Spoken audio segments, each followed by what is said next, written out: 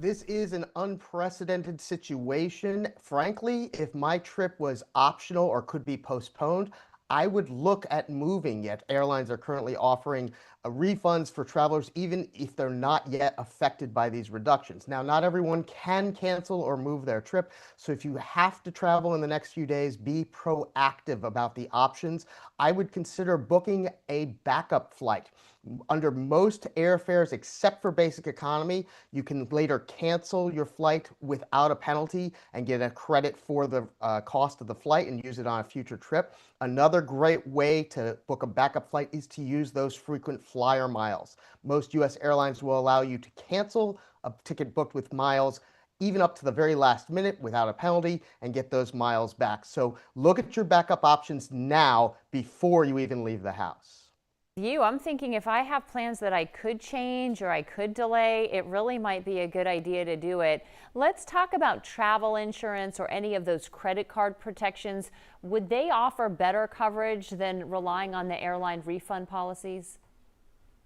If you do book your flight with a credit card that has those protections, you're definitely going to be better off than relying on the airline. Now, the key here is you have to have a credit card that actually has those coverages. Not all of them do. So you'll need to dive into the benefits of your card to find out if yours has those coverages. The second thing is you have to pay for your trip with that card. So if you've already booked your trip with a different card, you may be out of luck. In that case, you could look at travel insurance, but frankly, we're so close and it's such an unusual situation, you're probably not going to be covered there. So again, look at the options now, find out what your coverages are before you leave the house. Yeah, and good news is that the airlines are trying to work with everybody right now. So as they do try to, say, look, you can change your flight, you can cancel your flight, you can refund it. How do those refund rights apply if your connecting flight is canceled? So maybe it's like leg 2 of your journey.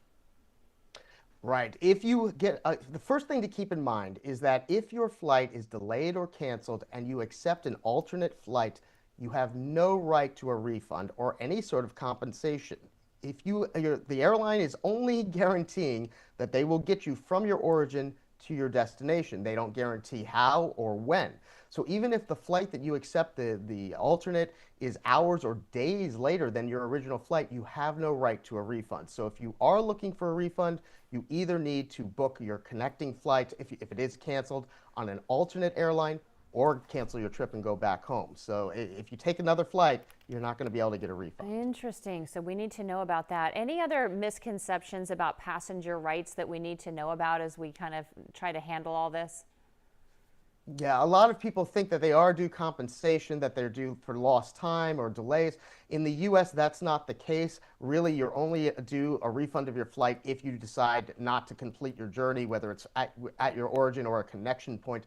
The one thing to keep in mind, if you're traveling to Europe, the rules are different. European laws do provide for compensation for delays and cancellations. So if that's on your agenda and you are delayed or canceled, definitely look into filing a claim under European rules.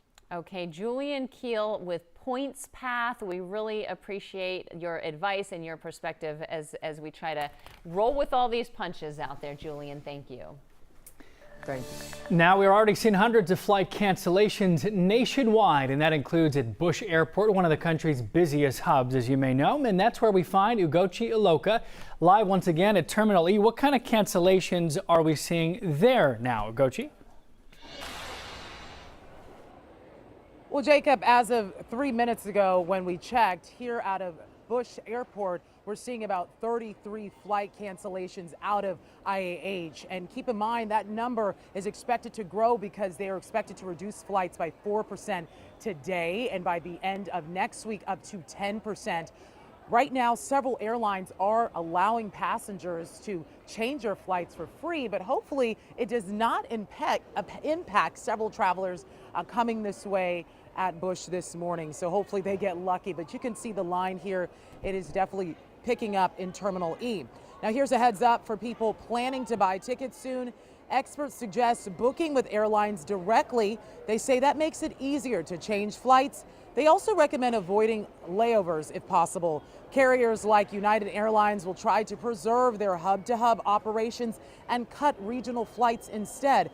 We spoke to the managing director of customer service for United Airlines about the options they are offering passengers now. We have travel waivers out available for customers. They can go on united.com or use our United app. They can get a refund, no questions asked, regardless of what kind of ticket they purchased, or they can use the United app or the .com and rebook their flight for another time. What we've seen at the airport is people thankful for the TSA agents and the federal agents that are working. I think they appreciate the plans and how they've adopted over the last couple of days. Yeah, back out here live. Again, the line picking up here in Terminal E. Just because the cancellations are not happening in one full swoop doesn't mean you can relax. It is so important to check your flight ahead of time to see the status of it on your airline's app, as well as get here early as you can to plan. Coming up in the next hour on KHOU 11 Plus at 8 a.m., we'll have a breakdown on just how many flights are expected to be canceled daily and what you can do if your flight is impacted. Reporting live here at Bush Airport, Ugochi Iloka, KHOU 11 News. Right, a reminder that it's supposed to get worse. All right, Ugochi, thank you for the look. Of course, Bush Airport's not the only one here in Houston that's seeing impacts from this travel reduction. Hobby Airport also seeing some cancellations, mostly from Southwest Airlines. Our Devon Raming joining us live from Hobby this morning. Devon, what is Southwest saying about the impact to its flights?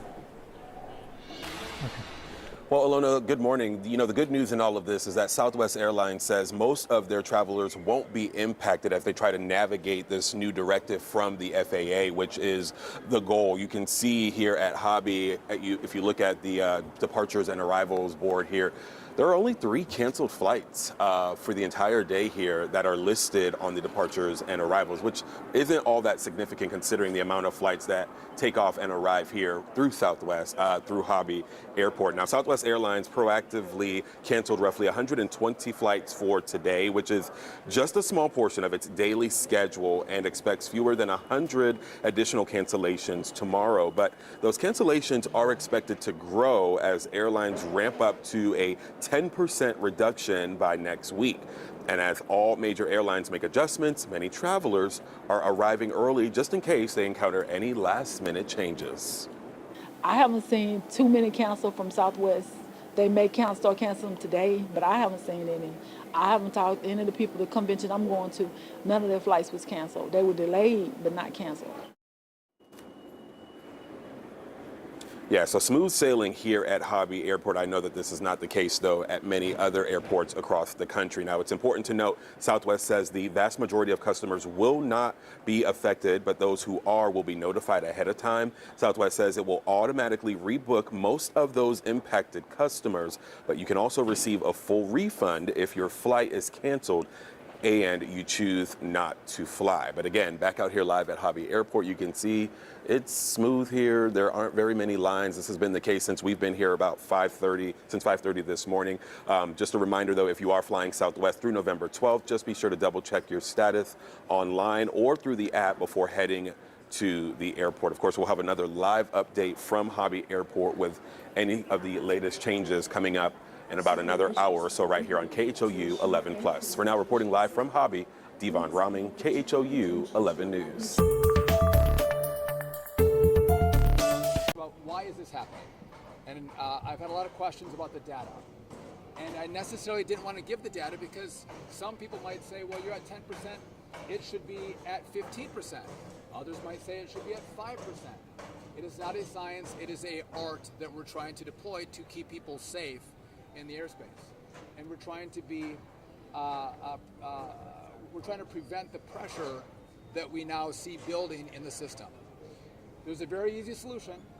Let's open the government up. Let's pay our controllers and reduce the pressure. That's not happening. The Senate actually is going home this weekend. As many people here can't get home, the Senate goes home. They should be here every day, every weekend, every week trying to find a deal so we can open the government back up. Mr. Secretary. I'm not done. I want to talk to you about the data. So first, some have asked what's happened in the airspace. So a few points that we look at that are sending us in the wrong direction. Right? So number one, loss of separation. in the airspace. So that's the minimum distance we keep between aircraft to keep them safe. We've seen breaches, more breaches in regard to that loss of separation. We see more incursions on tarmacs throughout the country. And we have more complaints from pilots about stress from our air traffic controllers and more complaints about the lack of responsiveness from controllers. So that data is going in the wrong direction, not in the right direction, which made us make the decision we have to actually take additional measures to reduce the pressure in our system. I want to make one comparison.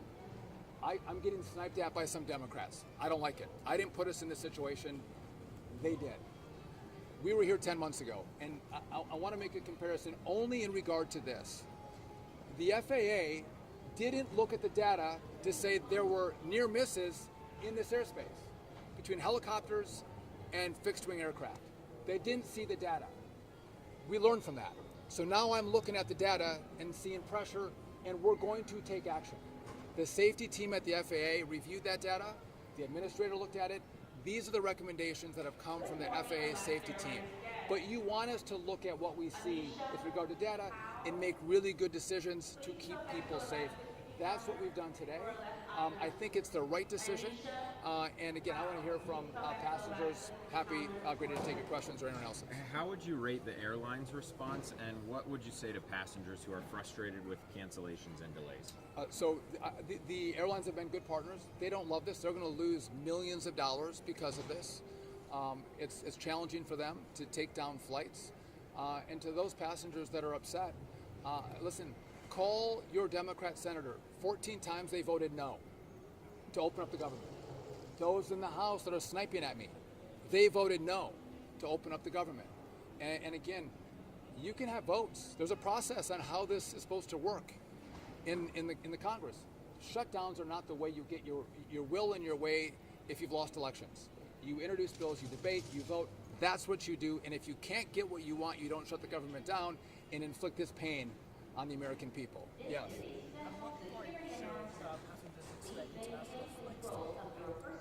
I'm sorry, what's that? So international flights are not going to be impacted, and there's a reason for that. I appreciate the question. We have international agreements that we abide by. And because of those international agreements, I'm not going to impact those international flights. And because if I do, what will happen is we have other countries that are waiting to have a breach of those contracts from the U.S. so they can cut down American flights. And that would have a very long-lasting impact on our ability to send travelers from the U.S. to those partnering countries that have the agreements. When we spoke on Wednesday, we talked about 10% as the number. I asked you, did you think about doing a lesser number? You guys ended up going to 4%. If 4% is the work today, could you increase it even more than 1% daily? Could we see it go up more? That's a great question. So we had talked about 10%. Yep. As I reviewed that with the safety team at the FAA, they said the safest way to do this is to get to 10%, to do a step approach, and do it. We're doing it at 4%, and then as you see, 4 days later we do 2. 2 days later we do another 2, and then 2 days after that we're at 10%. They thought, from the safety team and the administrator, that was the best way to do this and the safest way to do this, which is why that's what we rolled out. Secretary, can you talk? Can you clarify if it's 10% across all flights across America or 10% impact on the 40 airports that you have? It's the 40 airports. So we're doing 10% on the 40 airports. That's where we saw the most pressure. So how many flights per day is that? Because it's not 4,500, right? It's going to be less than that. So it's going to be 4% today in regard to those 40 airports. And again, we're going to step ladder that up to get to 10% next week. The exact number I can't give you. And I don't want to see the disruption. I don't want to see the delays. Now, there could be a benefit. If I can get the controllers to come back to work, I asked the head of the Air Traffic Controller Union to reach out to his controllers, to ask them to show up. It is their jobs. If they start coming to work, we may have the same experience we had in Newark. We had delays and cancellations in Newark in the early summer. We reduced the capacity, and then the flights were on time. Right? We had less cancellations, less delays. It was the most on-time months we had at Newark ever. So that could be an outcome of what we're doing. and we'll see probably more people on less flights, which means less pressure on control. Sir, have you spoken to the president today? Any expectation he has in the middle of this tense situation across the country? So I haven't talked to the president today, but I've talked to the president. I've talked to the White House. They're fully read in on what we're doing. And when I look to the safety team, the White House also looks to the safety team to help us make the right decisions, to do the best we can to keep people safe. But there's an easy answer. There's an easy answer. Open up the government. Stop this. And by the way, when I was in Congress, we had shutdowns. I stayed here for a month. I didn't fly home. I sat in my office, working on deals, working on solutions. Why are senators going home? If you can vote 14 times to keep the government shut down and create this gridlock in our airports, and you're going to go home, they should sit here. Like Americans sit in airports, they should sit in their offices. They should sit in the Senate and figure out how they're going to come up with a deal to open this back up and not use the American people as leverage. You had a question? Can you talk about the morale of the air traffic controllers right now? Obviously, long hours, some are not coming to work, unpaid for the last couple of weeks. What's the morale like? So listen, you don't get paid. You're stressed about paying for your families, food on the table. There is stress, and we see that. They're not happy, but you know what? Most of these men and women are great professionals. I've told you this, we don't have the best equipment, we do have the best controllers. And they work really hard, and they care deeply about keeping Americans safe through our airspace. And I'm grateful to them for that. But let's not lie about the pressure they're under. What's happened is a lot of the same controllers come to work every single day. We have that group, then we have another group that has a longer record of not showing up. And so the ones who do come to work, they're the ones that are working 6 days a week, 10 hours a day. And you can do that, all of you guys work big hours. You can do that for a couple weeks, but at one point you're going to get burned out. You're going to get burned out. And that's what we're seeing now. There's a higher level of fatigue with the controllers because they've been doing this for a long time as we've tried to mitigate the impact of the shutdown. But now when we see numbers go in the wrong direction, the data go in the wrong direction, we have to take preemptive action to meet our obligation. First one is keep the airspace safe. That is the first job we have. And by the way, at DOT, we do a lot of things. This is the most important, and that's why we're taking the action today. I'll do one more question. Even if the government does reopen next week, when could we start to see flights resume as normal? Could this spill into Thanksgiving and the holiday season? It's a great question. So if the government opens on day one, will I see an immediate response from controllers? No, the union is telling me it's going to take time to get them all back in. Okay, I don't wish this was the circumstance in which I was dealing with. So I imagine as we see the data change and more controllers come to work, we are as quickly as possible going to take these restrictions away. That's the best approach. But we have to look at how many controllers come to work and how long that takes after the government opens back up. And here's what's hard for us. It's not one tower. It's not one TRACON. It's not one community. One day it's LA. The next day it's DCA. Then it's New York, and then it's Orlando. It's not the same place every single day, but we do see these staffing triggers, which means more controllers calling in sick, and there's no rhyme or reason to it, which is why we are taking this action to reduce the pressure. And again, hopefully, what we're going to do today is going to make sure the airspace is safer than it was as we go through this shutdown. And so, my last message is I'm going to go talk to passengers. My message is enough. You've inflicted enough pain on the American people. What I hope those who vote to keep the government shut down will come to an airport and they should introduce themselves to the travelers and ask them if it's worth it. Is their delay worth it? Is their cancellation worth it? And I think the resounding answer to that will be no. And so open it up and go through the process that our founders set up for us, which is debates and votes. With that, thank you all. I appreciate you coming on. Thank you guys. Thank you.